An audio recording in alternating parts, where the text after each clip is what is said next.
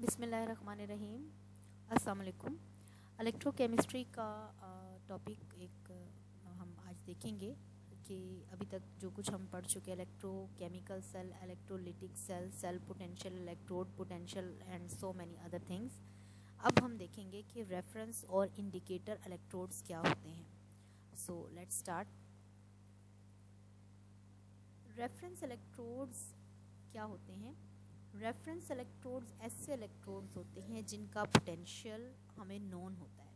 ठीक है, बहुत ही उसका जो यानी कि हम नॉर्मली जो हमने पहले चीज़ें डिस्कस की हैं उसके अंदर हमने सेल पोटेंशियल देखा, उसका हमने फॉर्मूला पढ़ा कि हम किस तरह से सेल पोटेंशियल फाइंड आउट करते हैं जबकि हमें इलेक्ट्रोड पोटेंशियल्स नोन होते हैं। ठीक है, तो अगर किसी इलेक्ट्रोड का, किसी मेटल का हमने cell electrode potential find out करना हो तो उसके लिए हमें कोई ऐसा इलेक्ट्रोड रिक्वायर्ड होता है जिसका पोटेंशियल हमें ऑलरेडी नोन हो, और ऐसे इलेक्ट्रोड को रेफरेंस इलेक्ट्रोड कहा जाता है जिसका पोटेंशियल हमें ऑलरेडी नोन हो। ठीक है, तो नॉर्मली और वेरी सिंपली जो सबसे simple type of reference electrode है उसको SHE कहा जाता है। ठीक है, स्टैंडर्ड हाइड्रोजन इलेक्ट्रोड। अब ये स्टैंडर्ड हाइड्रोजन इलेक्ट्रोड कैसे बना होता है? ये क्योंकि जो हाइड्रोजन है वो हमारे पास गैशियस फॉर्म में मौजूद होती है, तो हम क्या करते हैं, स्टैंडर्ड हाइड्रोजन इलेक्ट्रोड की जो असेंबली है वो कुछ इस तरह से होती है कि इसमें एक PT की वायर यानी कि प्लाटिनम की वायर जो है वो मौजूद होती है, और उसके ऊपर कुछ हाइड्रोजन जो है वो इम्प्रेग्नेटेड की जाती है। ठीक है, पाउडर्ड PT के साथ। जो PT का आई एम सॉरी, थोड़ा सा मिस्टेक हो गया कि जो PT की वायर होती है उसके ऊपर पाउडर्ड PT जो है वो इम्प्रेग्नेट की जाती है। ठीक है, उसके ऊपर पाउडर्ड PT चस्पा की जाती है जिसको हम कहते हैं। क्योंकि हाइड्रोजन हमारे पास गैस की फॉर्म में मौजूद होती है, मेटल या मेटल की फॉर्म में या उस मेटल की फॉर्म में या पाउडर्ड की फॉर्म में हम उसको नहीं ले रहे, नहीं होती, तो हम क्या करते हैं कि जो PT की वायर और उसके ऊपर जो हमने पाउडर्ड PT चस्पा किया है, जब हम हाइड्रोजन उसके ऊपर से यहाँ से हम हाइड्रोजन गैस को फ्लो करवाते हैं तो वो गैस इस PT पाउडर के ऊपर जो है एब्जॉर्ब हो जाती है। ठीक है, तो अब वो जो एब्जॉर्ब हुई है गैस वो एज एन जो है ना एज एन हाइड्रोजन जब उसके ऊपर एब्जॉर्ब हो जाती है तो वो उसके ऊपर मतलब यूँ समझ लें कि सॉलिड फॉर्म में जिसको हम कह सकते हैं कि इस्तेमाल होती है। ठीक है, तो PT उसके बाद क्या है कि हाइड्रोजन गैस को उसके ऊपर से जब पास किया तो hydrogen gas gets absorb on PT surface and this electrode start working as hydrogen standard hydrogen electrode. अच्छा, ये जो स्टैंडर्ड हाइड्रोजन इलेक्ट्रोड हमने डेवलप देखा है किस तरह से असेंबल किया गया है, इसका जो पोटेंशियल होता है वो 0 होता है। ठीक है, और ये आप देखें ये एक हाफ सेल है ना, हमने जो पहले स्टडी किया है उसके अंदर हम देखते हैं कि एक हाफ सेल इधर होता है, एक हाफ सेल इधर होता है, उनको आपस में कनेक्ट किया जाता है, तो ये एक हाफ सेल के तौर पर काम कर रहा है। और ये जो हमारे पास इलेक्ट्रोड जिसको हमने SHE कहा है वो 1 मोलर हाइड्रोजन पॉजिटिव आयन के एक्वस सोल्यूशन में डिप किया जाता है। ठीक है, और इसका जो स्टैंडर्ड इसका जो इलेक्ट्रोड पोटेंशियल है वो 0 कंसीडर किया जाता है। तो ये हमारे पास रेफरेंस इलेक्ट्रोड और ये पूरा सेटअप हमारे पास जो है वो standard electrode potential of the other half cell को फाइंड आउट करने के लिए इस्तेमाल किया जा सकता है। आई थिंक सो इसकी वर्किंग जो है वो हमें समझ आ चुकी है। अब हम देखेंगे कि हम SHE को इस्तेमाल करते हुए यानी कि रेफरेंस इलेक्ट्रोड को इस्तेमाल करते हुए कैसे किसी दूसरे इलेक्ट्रोड का पोटेंशियल फाइंड आउट करते हैं। बहुत सिंपल है, बिकॉज इसकी प्रैक्टिस हम बहुत दफ़ा कर चुके हैं अपने प्रीवियस लेक्चर्स में कि किस तरह से काम होता है ना हाफ सेल के अंदर, ये हमें पता है। और हमें पता है नॉर्मली कि हम जो हमारा एनोड होता है उसको हम राइट साइड पे लेते हैं, ये हमें पता है। ठीक है, और SHE जिसका हमें नोन होता है वो डिपेंड कर रहा होता है कि वो उसके ऊपर ऑक्सीडेशन होगी या रिडक्शन होगी, वो डिपेंड कर रहा होता है कि आपका जो दूसरा हाफ सेल है उसका जो मेटल है वो किस प्रोसेस के अंडर गया है। ठीक है, तो नॉर्मली जो इसके ऊपर रिएक्शन होना होता है PT की सरफेस के ऊपर हाइड्रोजन के, उसके अंदर या तो हाइड्रोजन जो है वो 2 इलेक्ट्रॉन ले लेती है और या फिर H2 जो है वो H पॉजिटिव में कन्वर्ट हो जाता है। यानी कि यहाँ इसके ऊपर ऑक्सीडेशन होगी, यहाँ इसके ऊपर रिडक्शन होगी। वो डिपेंड करेगा कि आपका जो दूसरा हाफ सेल है उसका मेटल किस तरह से रिस्पॉन्स कर रहा है। वो मेटल अंडरगोज होता है ऑक्सीडेशन के, तो ये रिडक्शन में चला जाएगा। वो मेटल जो है, इलेक्ट्रोड जो है, वो अंडरगोज होता है रिडक्शन के, तो ये ऑक्सीडेशन में चला जाएगा। ठीक है। अच्छा, one specially attractive feature of SHE is that the PT metal electrode is not consume during the reaction. तो PT इलेक्ट्रोड जो है वो कंज्यूम नहीं होता रिएक्शन के दौरान, क्योंकि उसके ऊपर जो हाइड्रोजन हमने पेस्ट की थी या इम्प्रेग्नेंट की थी, वो हाइड्रोजन अपना रिएक्शन कर रही है ना, तो PT तो इस्तेमाल ही नहीं हो रहा। PT तो यानी कि हमने उसकी सरफेस एरिया को बढ़ाने के लिए ना PT के ऊपर हमने PT पाउडर ऐड कर दिया, और उसके ऊपर से जब हमने हाइड्रोजन गैस पास की तो वो हाइड्रोजन गैस वर्कआउट कर रही है। ठीक है, इसलिए हमारा PT जो है वो कंज्यूम नहीं होता। सही है। अच्छा, अब यहाँ पर हम एक रिएक्शन देख रहे हैं जो कि हम पहले भी कई दफ़ा कर चुके हैं, बट यहाँ पर हमने क्योंकि हाइड्रोजन के साथ इसको अटैच किया है तो हम इसकी हाइड्रोजन यानी कि SHE के पर्सपेक्टिव से देखेंगे। अब हमारा जो हाफ सेल है, आई थिंक यहाँ हमने ये दिखाया है कि ये जिंक का एक इलेक्ट्रोड है जिसको हमने जिंक के ही अपने ही एक्वा सोल्यूशन में, सॉल्ट सोल्यूशन में डिप कर दिया, और ये हमारे पास स्टैंडर्ड हाइड्रोजन इलेक्ट्रोड है। अच्छा, और ये सॉल्ट ब्रिज जिसके साथ कनेक्ट किया है, यहाँ पर एमीटर, वोल्ट मीटर या एमीटर, वोल्ट मीटर लगा दिया, जिससे हमें पता चलेगा कि कितना वोल्टेज और कितना जो है पोटेंशियल जो है वो प्रोड्यूस हो रहा है, बिकॉज इसका तो पोटेंशियल 0 है हाइड्रोजन वाली साइड का, SHE का। अब जितना भी जो है वो प्रोड्यूस होगा, पोटेंशियल जनरेट होगा, वो ऑफ कोर्स इसका ही होगा। ठीक है, तो ये हमारा सेटअप है जिसमें हमने जिंक का इलेक्ट्रोड पोटेंशियल फाइंड आउट करना है। अच्छा जी, the zinc electrode begins to dissolve forming the zinc. यहाँ से हम देख लेते हैं। Figure shows a galvanic cell that consisting of SHE at one end and zinc strip at other end containing a solution of the zinc ions। ठीक है ना, ये भी मैंने आपको दिखाई figure. when the circuit is closed, यानी कि सर्किट जब हमने स्विच ऑन किया, the voltmeter indicate a potential of 0.76 volt। the zinc electrode begins to dissolve forming zinc positive। ये मैंने बड़ी दफ़ा हमने इस बात पे बात किया कि जब जिंक को या कॉपर को उसी के सॉल्ट सोल्यूशन में डिप किया जाता है तो जिंक जो है वो क्या करने लगता है, डिसॉल्व आउट होने लगता है ना, तो वो जिंक पॉजिटिव बनाना शुरू कर देता है, और हाइड्रोजन जो है वो रिड्यूस होने लग जाएगी। H पॉजिटिव आयंस जो है उसके वो रिड्यूस होकर H2 में कन्वर्ट होना शुरू करेंगे। Thus the hydrogen electrode work as cathode and zinc electrode as an anode। क्योंकि हमें इस रिएक्शन से ही पता चल रहा है कि जिंक जो है वो जिंक पॉजिटिव में कन्वर्ट हो रहा है। ठीक है ना, तो ऑक्सीडेशन हो रही है उसके ऊपर। अब हम इसको किस तरह से लिख सकते हैं कि कैथोड के ऊपर और एनोड के ऊपर इसका क्या रिएक्शन होगा। यानी कि हमें यहाँ से ये पता चल गया कि जिंक वाली जो साइड है वो उसके ऊपर ऑक्सीडेशन हो रही है, और आपको पता है कि ऑक्सीडेशन किस पर होती है, लॉन वाला जो फॉर्मूला हमने पहले देखा था कि ऑक्सीडेशन जो है वो एनोड पर हो रही है। ठीक है, तो जिंक जो है वो जिंक पॉजिटिव में कन्वर्ट हो रहा है +2e नेगेटिव में, और हाइड्रोजन पॉजिटिव जो है वो 2 इलेक्ट्रॉन गेन करके हाइड्रोजन बना रहा है H2। ठीक है, और हमें पता है कि इन ऑर्डर ऑफ कैथोड वो 0 वोल्ट आ रहा है, और इसका जो आ रहा है वो -0.76 वोल्ट आ रहा है। अच्छा, अब हम इसको जो अगर as a whole overall reaction लिखते हैं तो zinc solid plus of 2H positive leading to form zinc positive plus of H2। और यहाँ से हमें पता चलता है इस वाली इक्वेशन से, ये आपको पता है हम बहुत दफ़ा पहले कर चुके हैं सेल पोटेंशियल निकालने के लिए, कि E nought of the cell is equal to है E nought of the cathode minus E nought of the anode.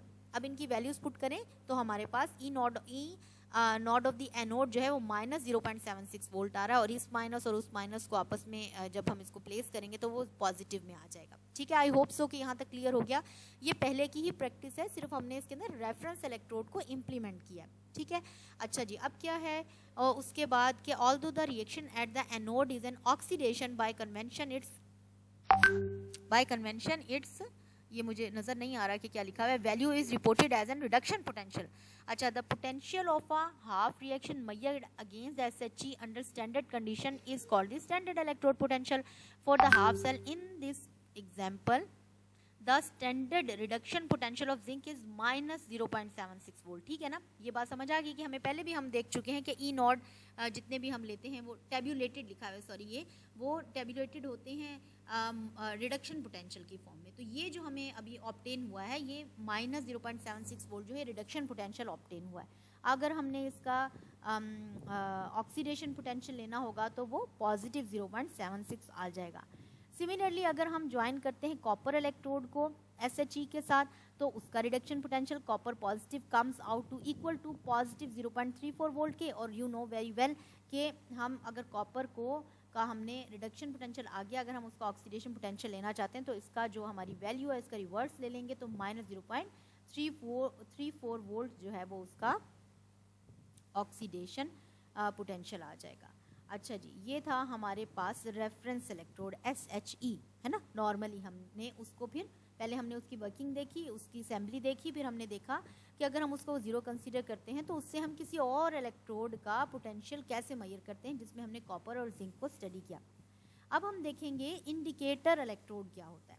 ठीक है, इंडिकेटर इलेक्ट्रोड क्या होता है। Simplest type of indicator electrode जो है वो मेटल जब अपने ही पॉजिटिव आयंस के साथ कांटेक्ट करता है तो मेटल और जो सोल्यूशन है उसका जो इंटरफेस होगा, ठीक है, मेटल रॉड और जो मेटल कैटाइंस हैं सोल्यूशन में, उनका जो इंटरफेस होगा उस पर एक पोटेंशियल जनरेट हो जाता है। ठीक है, और वो पोटेंशियल जो है वो प्रोपोर्शनल होता है एक्टिविटी ऑफ मेटल आयंस के। मेटल के जो आयंस हैं, ये M पॉजिटिव जो है, इसकी एक्टिविटी के ऊपर डिपेंड करता है कि उसके ऊपर जो पोटेंशियल है वो कितना जनरेट हो रहा है और कैसा जनरेट हो रहा है। ठीक है, दोबारा बताती हूँ कि जब कोई भी मेटल अपने कैटाइंस यानी कि अपने सोल्यूशन में जब उसको डिप किया जाता है जिसमें कैटाइंस मौजूद होते हैं, मेटल है फॉर एग्जांपल जिंक है और जिंक नाइट्रेट या जिंक क्लोराइड या समथिंग, जिंक के किसी सॉल्ट के अंदर उसको डिप किया तो जाहिर है कि जिंक पॉजिटिव उसके अंदर मौजूद है ना, कैटाइंस मौजूद है। इस सूरत में ये जो मेटल होता है और जो मेटल के कैटाइंस नीचे सोल्यूशन में मौजूद हैं, मेटल और इस सोल्यूशन के इंटरफेस के ऊपर एक पोटेंशियल जनरेट हो जाता है और ये पोटेंशियल इस M पॉजिटिव यानी मेटल कैटाइंस के जो आयंस हैं उसकी एक्टिविटी के ऊपर डिपेंड करते हैं। अगर मेटल के कैटाइंस ज़्यादा होंगे तो जो इंटरफेस के ऊपर पोटेंशियल जनरेट होगा वो ज़्यादा होगा, अगर मेटल के कैटाइंस कम होंगे तो इंटरफेस के ऊपर जो पोटेंशियल जनरेट होगा वो कम होगा। Very simple. ठीक है, तो ये हम इंडिकेटर इलेक्ट्रोड को देख रहे हैं। Voltage measured is simply the difference between the potential at each electrode. दोनों इलेक्ट्रोड के पोटेंशियल पर, जो यहाँ पर तो पता है आपको SHE हमने कहा कि, और ये हमारे पास इंडिकेटर इलेक्ट्रोड है या वर्किंग इलेक्ट्रोड भी कहते हैं। तो इंडिकेटर इलेक्ट्रोड के ऊपर जो भी वोल्टेज प्रोड्यूस होगा वो इसका जो है वो पोटेंशियल होगा। तो indicator electrode minus of reference electrode जो आएगा वो उस सेल का पोटेंशियल आ जाएगा। अच्छा, inert metal electrode like PT होता है या AU होता है, वो यूज़ किए जाते हैं इंडिकेटर इलेक्ट्रोड के for ions involve in the redox reaction that occur in a solution but do not include the metallic form of the analyte. ठीक है, जैसे कि हम ये कह रहे हैं कि PT या AU को भी इंडिकेटर के तौर पर इस्तेमाल किया जाता है ऐसे मौक़ों पर जबकि जैसे कि हाइड्रोजन है उसका हम मेटल नहीं ले सकते, यानी कि यहाँ पर हम मेटल हाइड्रोजन में तो नहीं ले सकते। तो ऐसे केसेस में जब हमारे पास H पॉजिटिव नीचे मौजूद है और हम H पॉजिटिव पे यानी कि हाइड्रोजन पे काम करना चाहते हैं तो AU और PT को हम एज एन यहाँ पर इनर्ट मेटल्स को पुट कर सकते हैं। ठीक है, अच्छा, उसके बाद ये है कि जी किस तरह से काम करता है when the metal is in contact with the solution. ये आपको समझ आ गई है। तो उसके कैटाइंस के साथ पोटेंशियल जो डेवलप होता है, फॉर एग्जांपल अगर आपने कॉपर का पीस जो है वो कॉपर सल्फेट के सॉल्यूशन के अंदर डिप किया है तो कॉपर हाफ सेल का जो रिएक्शन होगा, copper positive two 2 electron gain करके कॉपर में और कॉपर जो है वो इसमें, यानी कि वाइस वर्सा इक्विलिब्रियम इन दोनों के दरमियान स्टैब्लिश हो गई है। हम बड़ी दफ़ा इस बात को डिस्कस कर चुके हैं। और सेल का जो नोटेशन है उसको हम कैसे लिख सकते हैं कि कॉपर सॉलिड और कॉपर पॉजिटिव 2 जो कि एक्वस की फॉर्म में इसमें मौजूद है। ठीक है, तो इसके बाद है जी हमारे पास इंडिकेटर इलेक्ट्रोड को, इंडिकेटर इलेक्ट्रोड से हम किस तरह से सेल का जो है उसका इलेक्ट्रोड का जो है वो फाइंड आउट कर सकते हैं, क्या कहते हैं उस हाफ सेल का, ये क्या कहते हैं इसको, पोटेंशियल। ठीक है, तो these types of the electrode develop an electrical potential in response to the equilibrium between the cations and the metal surface। सही है, as shown in equation 2, ये प्रीवियसली हमने दिखाया यहाँ पर। ठीक है, यानी कि मेटल और ये जो M पॉजिटिव इनके दरमियान जब इक्विलिब्रियम इस्टेब्लिश हो जाता है तो the potential develop in proportion to the analyte activity. Analyte कौन है, एनालेट कौन है इसके अंदर, एनालेट कौन है, ये जो एम पॉजिटिव है उसको हम एनालेट कह रहे हैं, ठीक है। उसकी एक्टिविटी पे डिपेंड करता है as determined from the Nernst equation. For example copper solid into copper positive half cell, इसको हम कैसे लिखेंगे, E nought copper positive copper, और ये आपको पता है नर्स्ट इक्वेशन ऐसे -0.05916 डिवाइडेड बाय 2 क्या चीज़ है, नंबर ऑफ इलेक्ट्रॉन्स है, log 1 by activity of copper positive 2। वैसे हम लिखते होते थे log 10 concentration of product divide by concentration of reactant.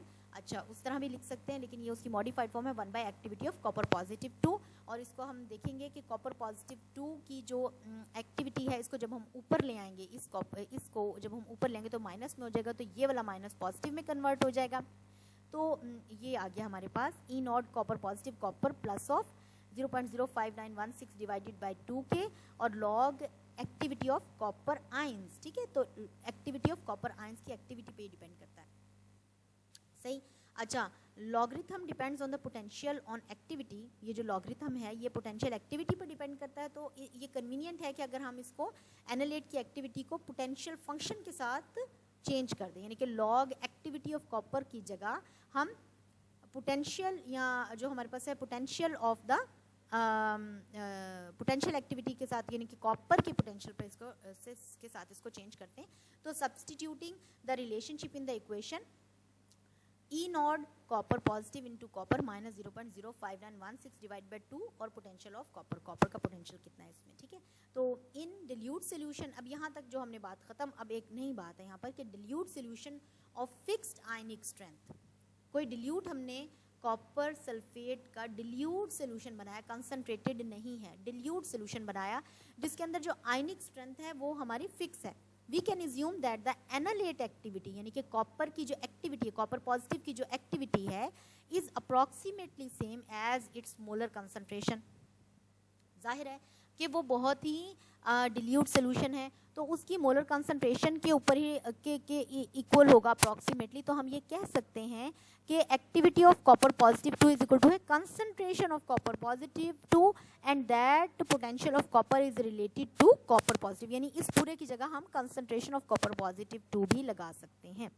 सो ये था हमारे पास कि इंडिकेटर इलेक्ट्रोड क्या होता है और रेफरेंस इलेक्ट्रोड क्या होता है। सिंपली हम कह सकते हैं कि रेफरेंस इलेक्ट्रोड जो है वो SHE है, जिसका हमें जो है वो पता होता है, पोटेंशियल पता होता है, 0 होता है, और इंडिकेटर इलेक्ट्रोड वो होता है जिसकी हमने पोटेंशियल फाइंड आउट करनी होती है। तो इसका होने का मकसद क्या है, इसका मकसद ये है कि हम इंडिकेटर इलेक्ट्रोड को किसी रेफरेंस इलेक्ट्रोड के साथ अटैच करके उस इंडिकेटर इलेक्ट्रोड का पोटेंशियल फाइंड आउट कर सकते हैं। और नर्स्ट इक्वेशन के थ्रू हमने इसको एक्सप्लेन किया कि इंडिकेटर इलेक्ट्रोड से हम किस तरह से, और हमने कहा कि जो डिल्यूट सॉल्यूशंस होते हैं उसके अंदर क्योंकि आयनिक स्ट्रेंथ जो है वो फिक्स्ड होती है और वेरी डिल्यूटेड होती है, इसलिए हम कह सकते हैं कि जो पोटेंशियल ऑफ कॉपर है वो कंसंट्रेशन ऑफ कॉपर पुट की जा सकती है, सो दैट इस तरह से हम इंडिकेटर इलेक्ट्रोड का भी इलेक्ट्रोड पोटेंशियल फाइंड आउट कर सकते हैं। So thank you so much.